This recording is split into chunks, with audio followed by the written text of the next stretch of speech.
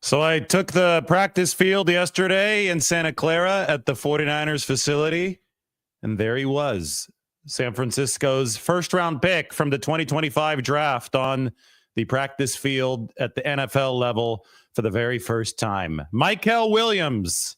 My first impressions definitely colored by the fact that I saw him pancake a staffer. Poor staffer had those big pads on, just got bowled over by Mykel. Long arms. I mean, the very first thing that you notice when you see Mykel Williams in person is the arm length. Over 34 inches. And we talk about that as a threshold for offensive tackles around this league. And we say if somebody doesn't have 34-inch arms, it's going to be tough to play tackle, especially in the 49ers system where that reach is going to be so important. Well, this is an edge rusher, a defensive lineman with an arm length of well over 34 inches. And the reason that the Aldon Smith comparisons are coming in after people got to see a little bit of Mykel Williams just out in shorts and no pads at 49ers minicamp, it's because of the arm length. Aldon came in from Missouri with absurd arm length, over 35 inches. Well, Mykel Williams has the length, both stature-wise at 6'5", and with the arms at over 34 inches. And that is something that can fend off blockers, can be converted to power.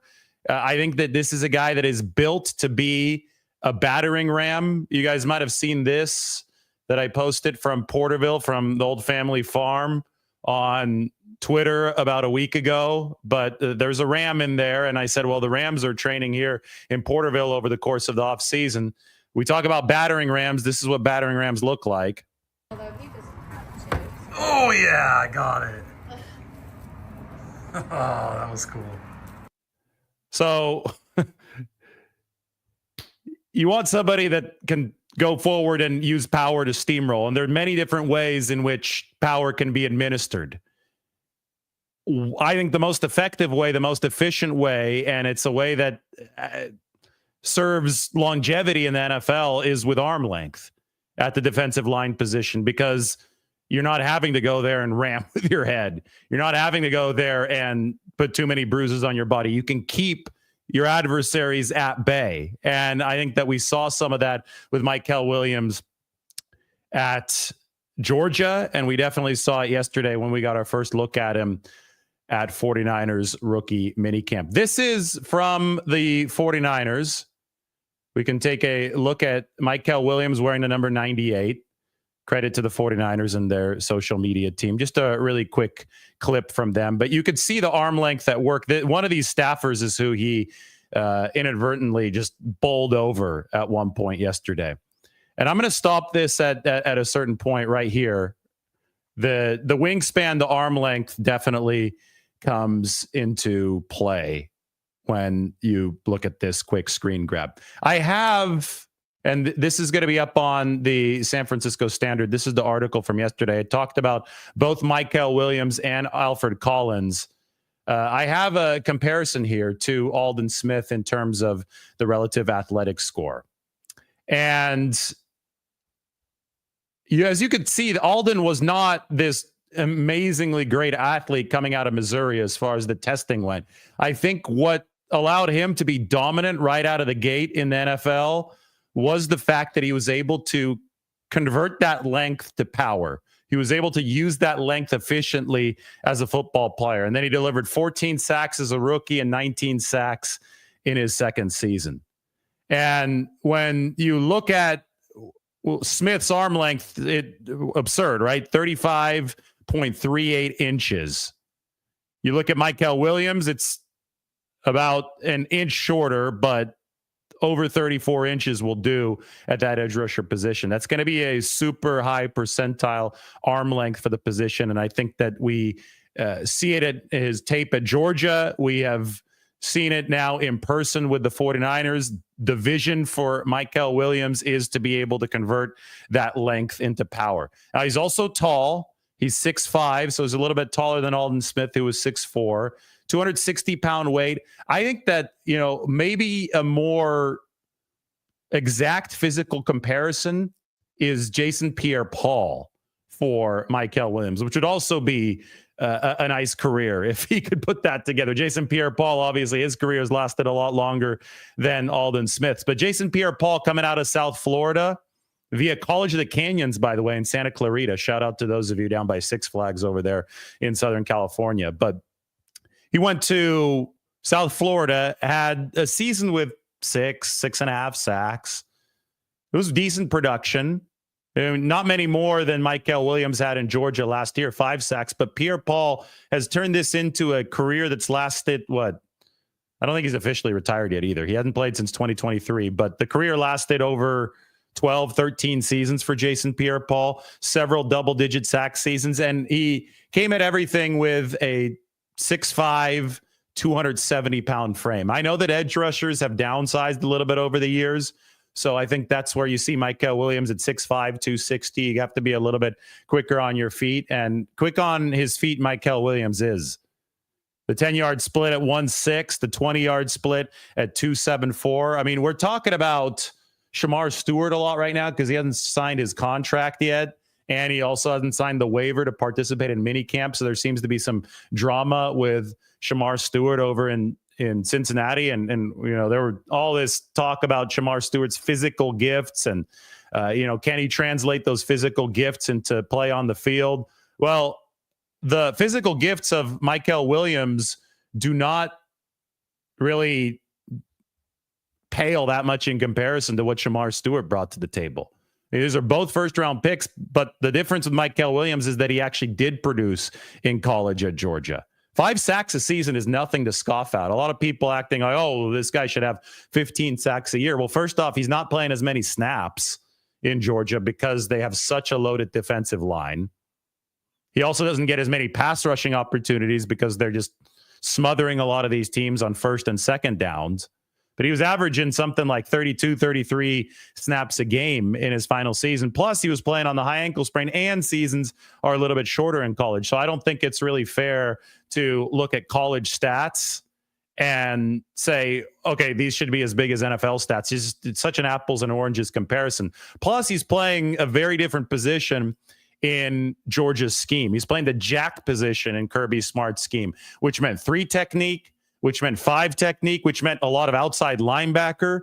What the 49ers are going to do with Mykel Williams is going to be, I think, complex yet simpler at the same time.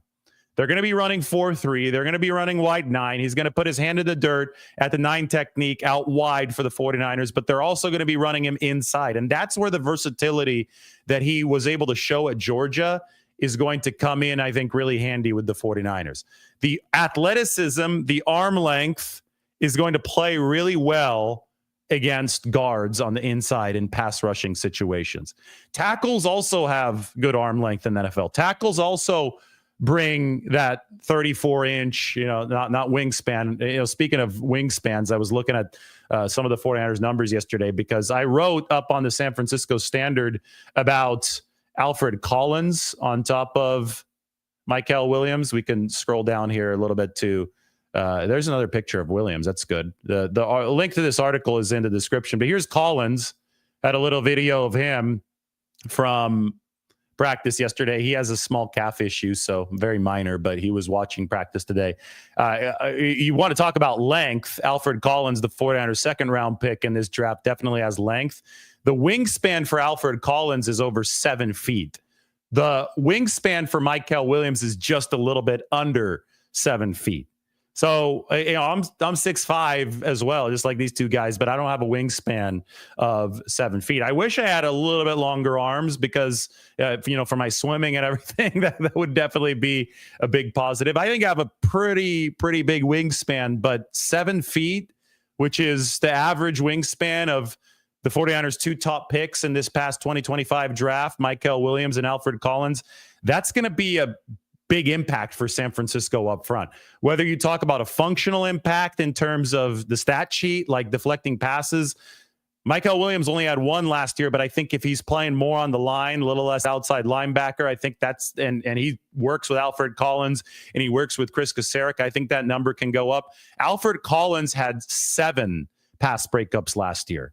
Texas has a cornerback, or had a cornerback, who went in the first round of the Broncos, Jahdae Barron, who was the Thorpe Award winner, which goes to the best corner in the whole nation. He had 8 pass breakups all of last season. So the length that the 49ers have at these top 2 picks on the defensive line, I think, is immediately going to translate into the execution of their vision up front, which is collapsing the pocket with length to power. And then even if the quarterback is getting rid of the ball quickly, get your hands up in the air.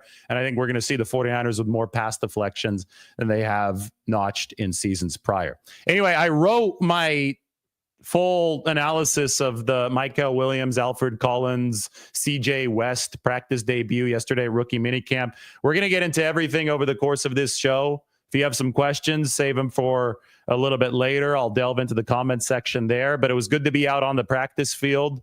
It was good to see, even if the guys are only in shorts, I think that you get to see him in the 49ers uniform. You get to see him running through the 49ers drills. You get to see Chris Kasarik coaching him up in one corner of the field, Bobby Turner in the other corner of the field. You know, Kyle Shanahan, John Lynch, all those guys finally have a chance to begin evaluating their rookie class in action within the actual context of the 49ers system. So that's what yesterday was all about. And now they get to spin this forward into OTAs, where we're going to get to see Mykel and Alfred Collins and CJ West in the same position drills as Nick Bosa. And Bosa has made sure to be at the 49ers facility this offseason because he realizes how important it is to be able to help these guys acclimate. But if you want to talk about first impressions, when I first stepped onto the field yesterday, the one note that I made in my head was, I have probably never seen this kind of size in the defensive line corner of the field at a rookie minicamp. And I've covered the 49ers since 2017. They drafted Eric Armstead in 2015, obviously a lot of length, a lot of size there. They drafted DeForest Buckner in 2016, obviously a lot of length and a lot of size there. So I wasn't at either of those two guys' rookie mini camps. I show up in 2017, where the 49ers drafted Solomon Thomas that year. 2018, they also drafted DJ Jones in 2017. I don't think they drafted a defensive lineman in 2018. They drafted Nick Bosa in 2019. They drafted Javon Kinlaw, who was huge, in 2020. There was no rookie minicamp, though, in 2020. Still, even if I had been at a rookie minicamp featuring Javon Kinlaw, yes, that'd be some prodigious size. That'd be really, really impressive. They didn't have 3 guys that just popped off the screen, plus a 4th, a defensive tackle, but he's, I think, on the slightly undersized end, but the guy was a monster in college, Sebastian Valdez out of Washington. But between the 3 drafted defensive line picks, Mykel Williams, Alfred Collins, and CJ West, the 49ers have imposing size in the defensive line corner of the field, especially for rookie minicamp standards. Normally, you'll have one guy like Kinlaw drafted in 2020. They drafted Drake Jackson in 2022. Obviously, that didn't work out. The 49ers waived Drake Jackson with an injury designation yesterday. But now the 49ers have 3 of these guys in the draft class. It is an aggressive overhaul of the defensive line, so aggressive that when you look at my roster projection and my depth chart projection where rookies are shaded in green, I've got all 3 of these guys starting for the 49ers once week 1 rolls around. Now, that's a long way away, and they're going to have to get some schooling from Nick Bosa and from Chris Kasarik and from Robert Saleh, but this is the vision for San Francisco. The length of Mykel Williams on the edge, we saw it yesterday. The length of Alfred Collins on the inside, we saw it yesterday. And then CJ West, he's going to be the stout answer to the 2 tall players that the 49ers have drafted on the defensive line in the first and the second round. CJ West is more like 6'1", maybe 310, 320, 315. I think he's a little heavier. I think he's a little stouter than DJ Jones. That's the comparison. But I think that CJ West is much more accomplished at this point of his career coming out of college than DJ Jones was coming out of college. CJ West single-handedly turned around the Indiana run defense with how he was playing and absorbing double teams on the inside. And, you know, that's also, I could talk about how can Mykel Williams develop as a pass rusher? And that's why we have the Aldon Smith comp. That's why we talk about the arm length. That's why we talk about him steamrolling guys by converting length to power and speed to power. He's got the burst. He has what he needs in the toolbox to overwhelm linemen, especially guards on the inside. But when we talk about him developing as a pass rusher, it's going to be about also refining the secondary moves, the counter moves, because NFL offensive linemen, there are a lot of really good athletes there too that are going to be able to go mano a mano with his first move. They're not going to be a staffer wearing some pads that gets bowled over. But as much as we want to talk about the development as a pass rusher, which I think the meat there is obviously on the bone, the run stopping ability is already polished for Mykel Williams. And we didn't get to see that yesterday. I'm not going to sit here and lie to you and say, oh, man, let's go evaluate Mykel Williams as a run stopper based on one 49ers rookie minicamp practice. So we can't do that because the 49ers didn't have pads on yesterday. They weren't running 11 on 11. But we can go and watch the tape at Georgia. We could see Williams setting a hard edge, and we could look at the 49ers weaknesses from last year. And the biggest weakness was that run defense. And one of the problems was consistently setting an edge. Another huge problem was manning the wide 9 on the inside. And so much of this is a projection because Georgia's not running a wide 9 like the 49ers. But when San Francisco sees an athletic profile like this one from Mykel Williams, when they see the 10-yard and the 20-yard split, and they see the 34-inch arm length, and they see the height, the vision, the ability to, I think, navigate in crowded frays, well, I think they can confidently project that this guy's going to be able to plug the edge, set the edge in a wide 9 scheme. And if Mykel Williams can only do that, if he can only bring respectable power without counter moves his first year, if that still takes a while to develop, but if he can only set a nice edge and bring a good pocket collapsing power move, probably leading with his arms because he does have that arm length in year one, if that's all that he brings to the table, the 49ers will improve significantly as a defense. That's what we call a high floor prospect.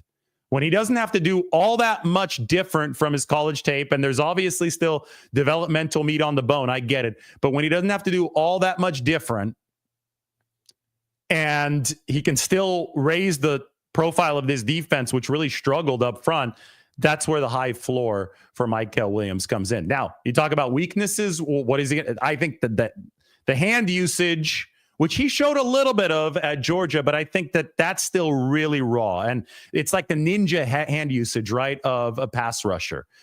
When Nick Bosa came in back in 2019, it was around this time that I gave a call to Nick Bosa's defensive line coach, Larry Johnson. And it ended up being one of the most informative interviews for me. Like, I learned so much about football and so much about pass rushing and so much about the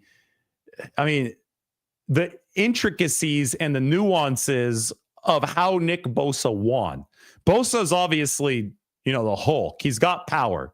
He doesn't have the same type of arm length, and neither does. This is a good comparison right here. Maybe we can get a Nick Bosa, Mykel Williams comparison. But here's Mykel Williams, Aiden Hutchinson.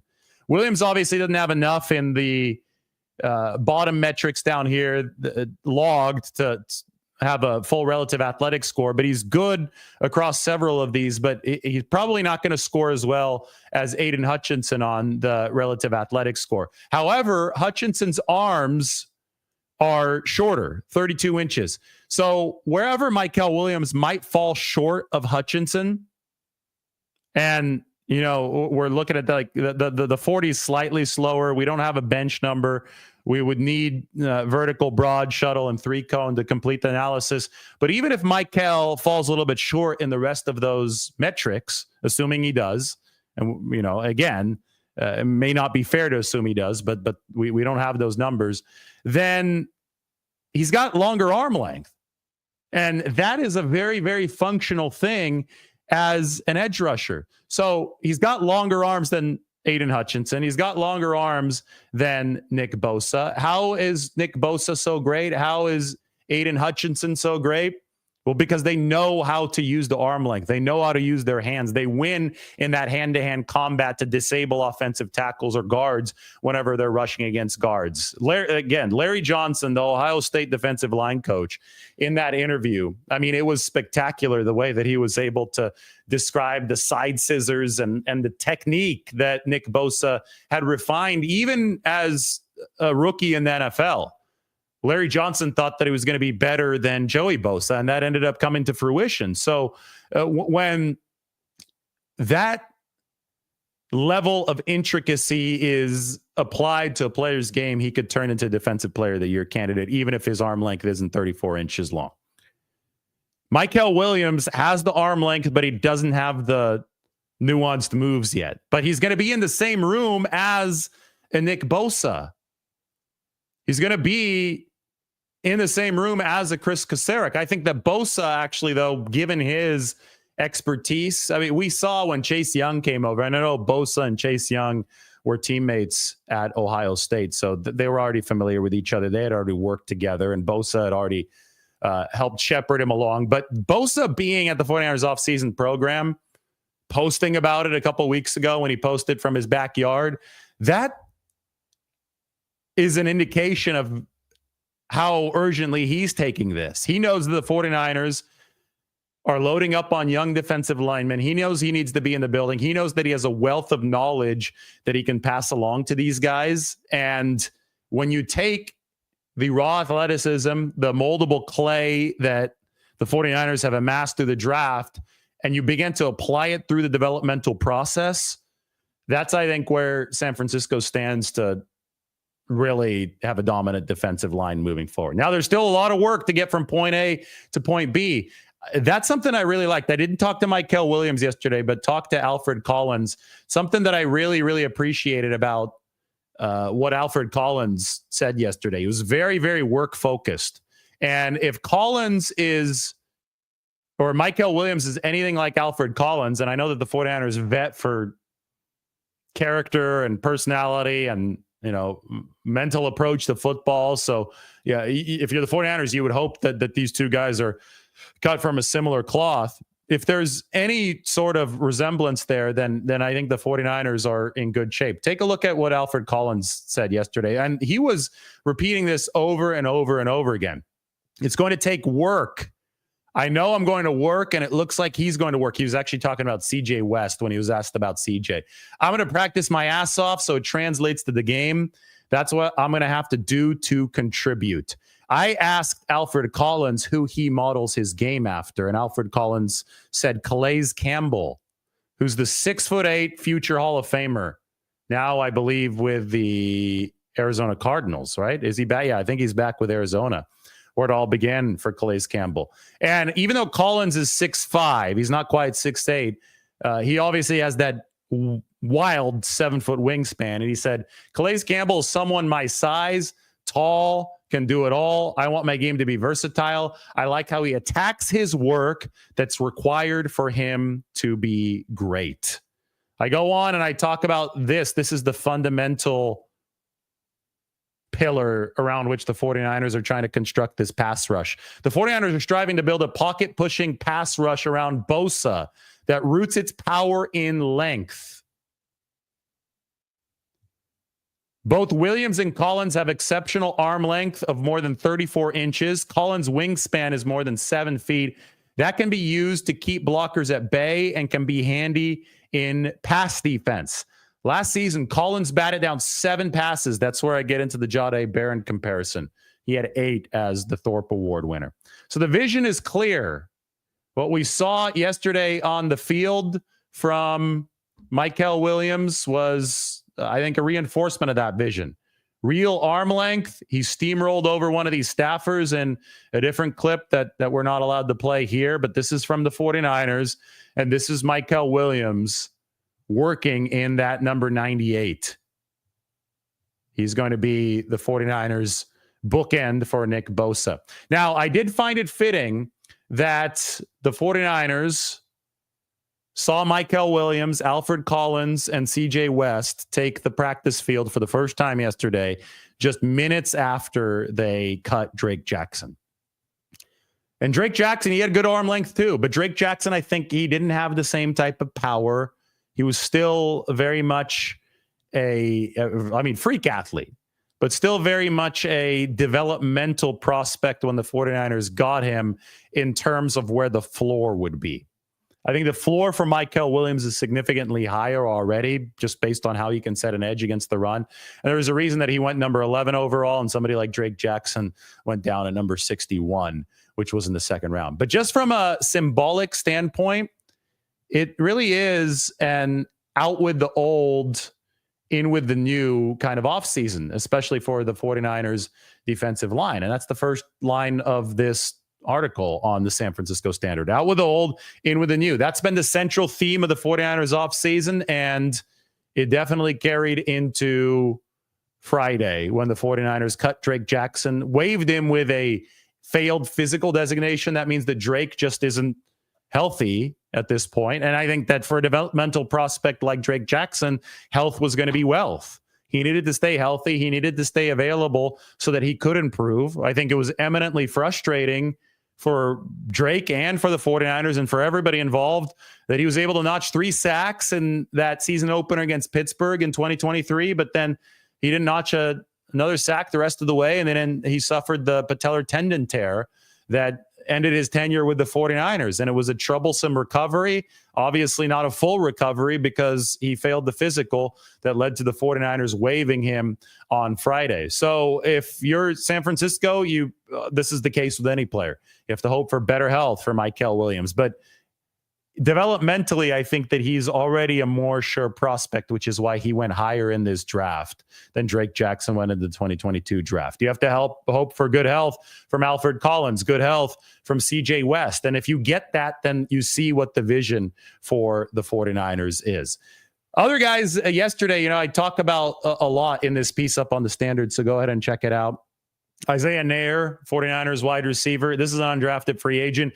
All that you can really fairly evaluate on day one of a rookie minicamp is size. Because football playing ability, like they don't have pads on. They're working against staffers more often than they're working against other players. It's not really a contact practice, and football is a violent contact sport. So it's just a glorified stretching session. So you get a look at what these guys look like. You get a look at the length. And like I said, the first impression and probably the only truly fair impression that I was able to have as I walked out onto the practice field is, there is a lot of size. There's a lot of length in the D-line corner of the field. And that's tremendously exciting for the 49ers. We, in many ways, already knew that, right? But you get to see it in person. I think Alfred Collins and the size that he brings to the table, seeing that in person. And, there's a certain strength in Alfred Collins' lower body, too, that I think is exciting for the 49ers. I have him here. We can't play the video, but you could see Alfred Collins watching the rest of the guys play. I think that there's an NFL-ready frame, if I've ever seen one. He's going to be over 6'5". He's going to bring that 330-pound weight. He doesn't look like the chubby 330-pounder. He looks like the 330-pounder who carries that weight and muscle. DeForest Buckner was built in a similar way, a little bit taller than Alfred. I think Calais Campbell built in a similar way, a little bit taller than Alfred, but he models his game after Calais Campbell. And he's going to have to continue working on the power, but I think that he has the frame to administer that power. If you could take that length and turn it into power, you're going to make a lot of money in the National Football League. And that's what we saw from Jason Pierre-Paul over the length of his NFL career. That's what we saw from Calais Campbell over the length of his NFL career. And I think it's funny because we have a comp of Jason Pierre-Paul for Mykel Williams, and we have a comp of a Calais Campbell model for Alfred Collins. We talk about DeForest Buckner and Alfred Collins being the similar prototype in the 49er system. We have both of those things, And both of those models ended up playing really long careers in the NFL. Jason Pierre-Paul, Calais Campbell, or even DeForest Buckner. So all three of those models ended up being very productive players. That would be a very good use of draft picks for the 49ers if they can get guys who can deliver for a long period of time. I'm not saying become Calais Campbell, become DeForest Buckner, or become Jason Pierre-Paul. But if you can deliver a career with longevity, with some stoutness in the middle of this 49ers defense, then San Francisco will have gone a long way toward turning around those 2025 struggles. All right, my reaction to Mykel Williams' debut. I am ready for some of your questions. We're 30 minutes in.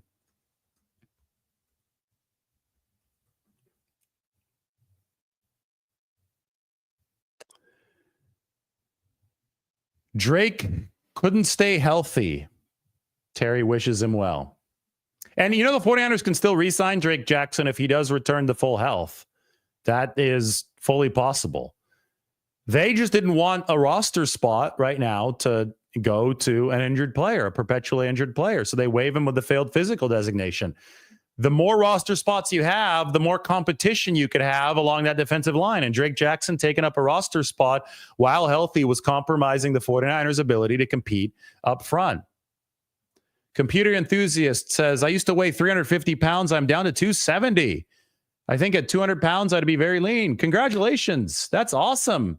350 down to 270. Way to go. It's 80 pounds. And you want to get down to 200 pounds. I think that the next 70, I don't know how exactly how which 80 and which 70 are easier or harder, but it seems like you already have that momentum going, and we applaud you. Thanks for sharing. I think that's really cool. As Daniel says, congratulations.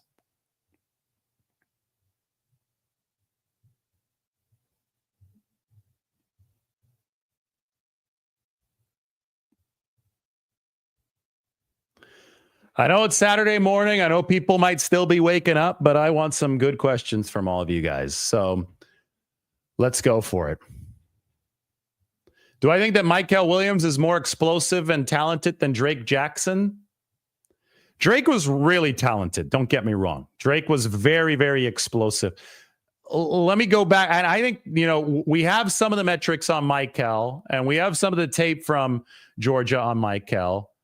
This right here indicates that Mykel has a lot working for him. The 20-yard split and the 10-yard split, both really solid. I wish that we would have a few more metrics to work off of, but we don't. So I think that his explosiveness is probably on par with Drake Jackson's, but this is a little less about ceiling and more about floor when you compare the players. And Mykel definitely brings a very solid floor. We know that. We've seen him set the edge at a high level in college. They think he's the best edge setter in all of this 2025 rookie class. All of college football. That's what Chris Kasarik thought. And Drake Jackson definitely did not have that. That was something that was going to have to be developed with Drake Jackson coming out of college, which is why I think that this for the 49ers is a much safer pick. And it better be a safer pick because they used the first rounder. This was number 11. This wasn't number 61. What are the details of Drake Jackson's injury? Well, it was a patellar tendon tear. So there's a tendon. Your patella is your kneecap. Tore that in week 8 of 2023.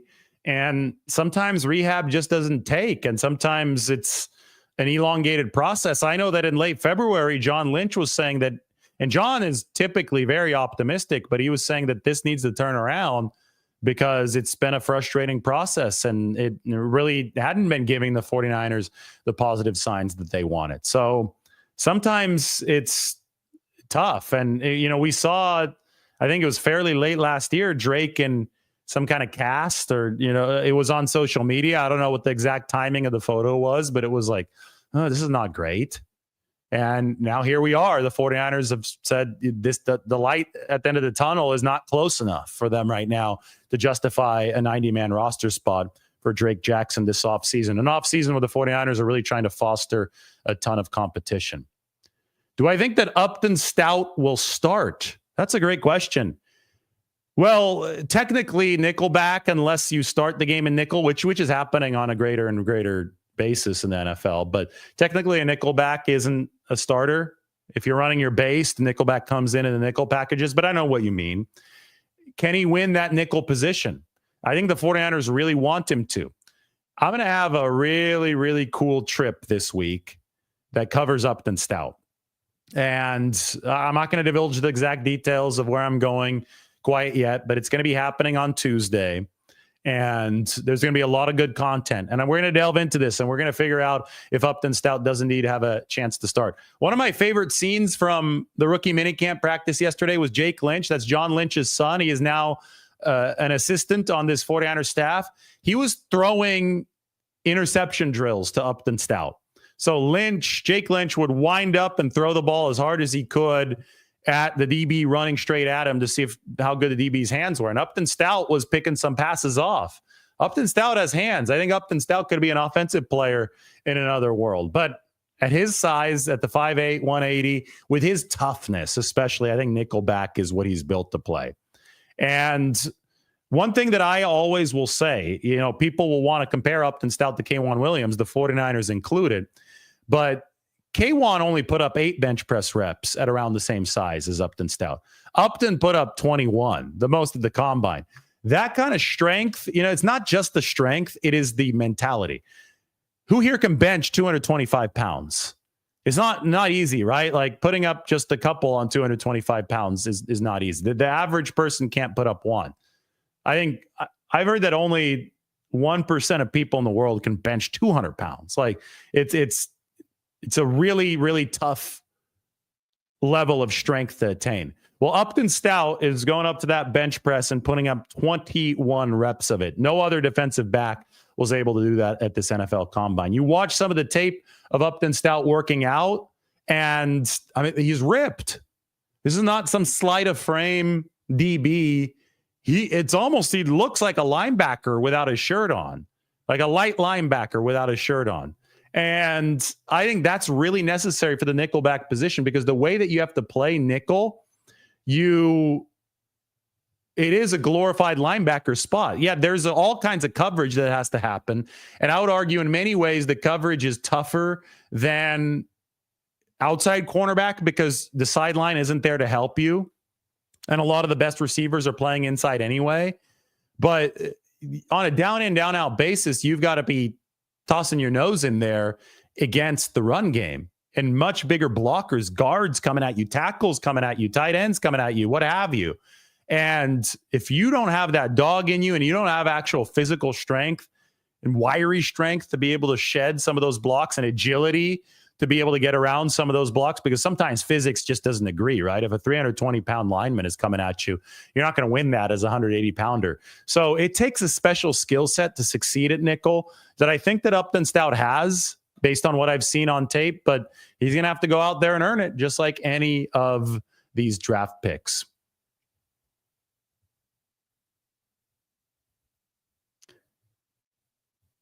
If you're constantly on the move or just tired of skipping meals, Huel has you covered.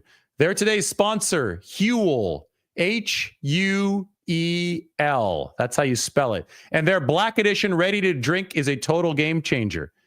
It's a complete meal in one bottle with 35 grams of protein, 27 vitamins and minerals, high fiber and low sugar, so you feel focused and ready for your day. No prep, no cleanup, just grab and go. Huel's already sold over 500 million meals around the world, and now it's your turn to try it. New customers get 15% off plus a free gift at Huel.com when you use my code Lombardi. Don't miss out. Try it today. That's 15% plus a free gift for new customers using my exclusive code Lombardi at Huel.com. Please see our description for the terms and conditions. Skip the stress, not the nutrition. Try Huel today for complete nutrition bottled. Check them out. Huel.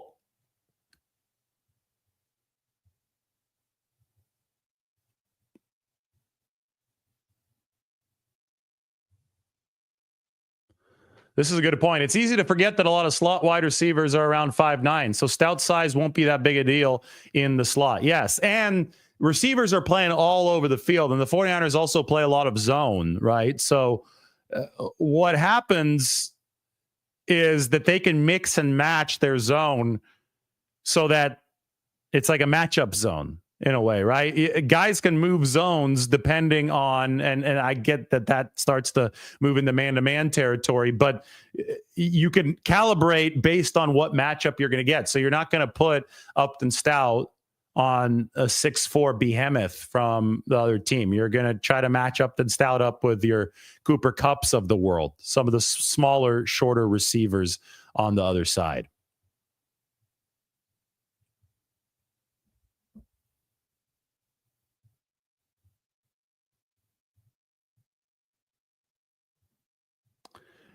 This is a good one. Upton Stout is sounding like Malik Mustafa. I think Nick Martin probably is a little bit more resemblant of Malik Mustafa, but you're coming at this from both angles. And I think that if you zoom out, you will reach the philosophy that the 49ers have espoused in building their back seven.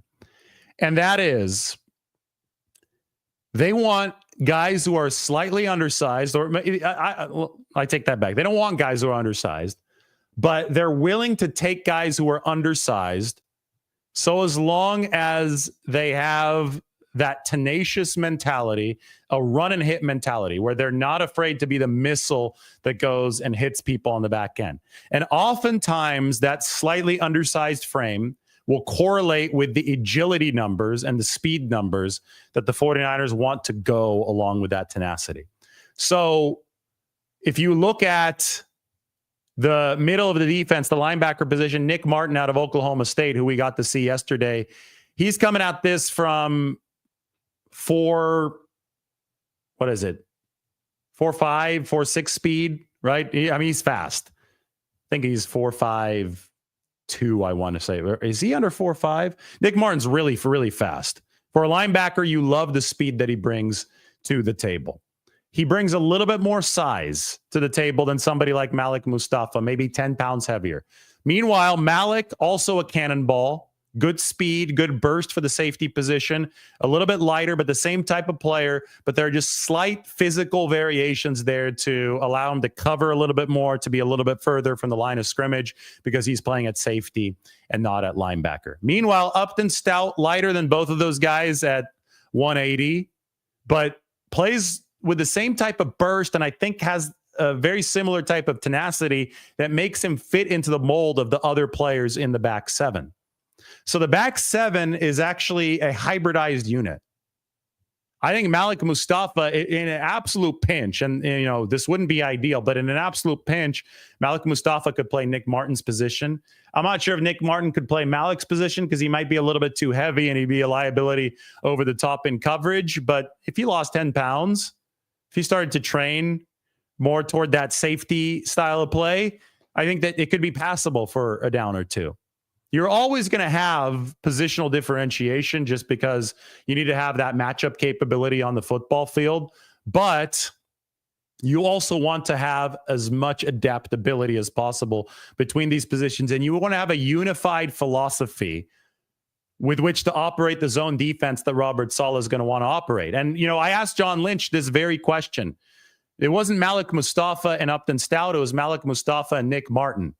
And Lynch said, we try to run a defense that obviously is going to need to execute a lot of zone calls, which means guys are going to have to fly to the football. They're going to have to be run and hit type of players. So when we look for those traits, we end up falling on players who will say, oh, even though they play different positions, they're rather similar. So I think that Joe brings a really astute point to the table because it is indeed how the 49ers are operating in that back seven.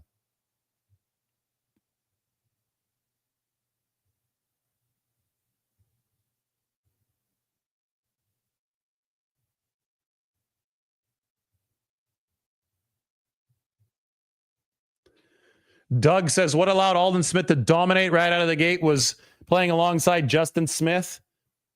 A fun athletic comparison is Mykel Williams against Charles Haley. Well, we're talking about a Hall of Famer now in Charles Haley. Hall of Famer from that famous 1986 draft class, third-round pick or fourth-round pick. Yeah, Charles was a fourth-round pick in that 1986 draft class. So Aldon Smith, there are many reasons why he was able to dominate right out of the gate. Obviously, the support of Justin Smith was one of them. I get it, yes. But it doesn't just happen because Justin Smith was on the inside. It also happened because Aldon Smith had arms that were over 35 inches long, and he was able to leverage those into power that completely overwhelmed offensive tackles or even guards in some instances.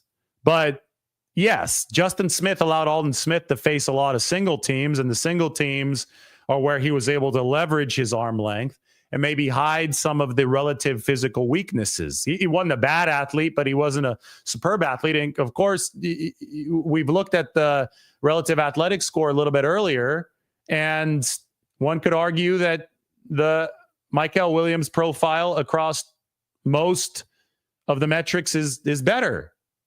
We don't have some of the metrics, but faster 10-yard split, faster 20-yard split for Mykel, but he's got the shorter arms. Anyway, you always want help as a teammate, right? You always want a good defensive tackle if you're a good defensive end. But I think we need to start thinking the opposite way here too. You're saying, okay, Aldon Smith had Justin Smith. Who's going to be the Justin Smith for Mykel Williams? Why don't we think in terms of how can Mykel Williams help his teammates? Because I think that Nick Bosa stands to benefit immensely from the floor that Mykel Williams is going to bring to the bookending edge rushing position. Think of it in those terms, because I think Mykel's already powerful enough and already long enough and already skilled enough, taking that length to power to set a proper edge and to push a pocket in a way that's really going to help Nick Bosa on the other side. So just reframe it a bit in that way. And because I think it's symbiotic. I think that these teammates helping other teammates be in better positions, I think it truly does go in both directions. Now, your fun comparison is Mykel Williams versus Charles Haley. I think that would be a very, very fun comparison for 49ers fans. And I think they'd tell you, just don't trade the guy right as he's rounding into a Hall of Fame type of player. Don't trade him to the Cowboys. Don't trade him to the Rams. But Haley obviously went to the Cowboys, something that 49ers fans, maybe even 49ers executives, still regret to this day.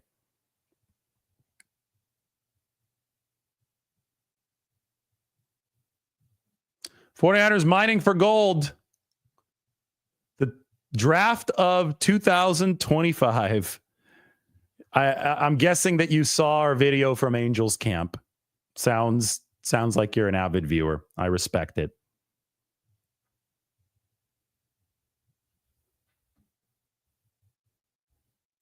Well, it sounds like breakfast is here.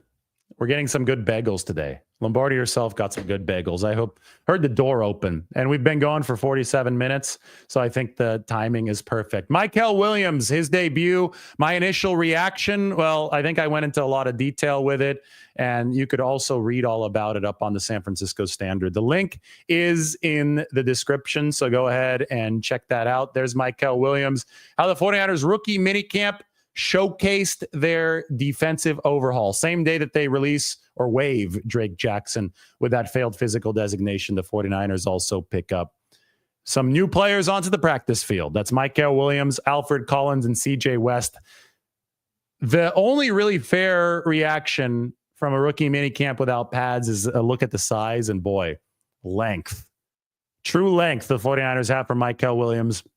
Saw it on display when he bowled over that poor staffer. Now we'll see if he can convert it into power when the pads come on. And then we'll see if he can develop some of those counter pass rushing moves. Guess who's going to be next to Mykel Williams at OTAs? Nick Bosa. That's a very, very good thing for Mykel and the 49ers. All right, everybody hit the like and the subscribe. We'll talk to you very soon.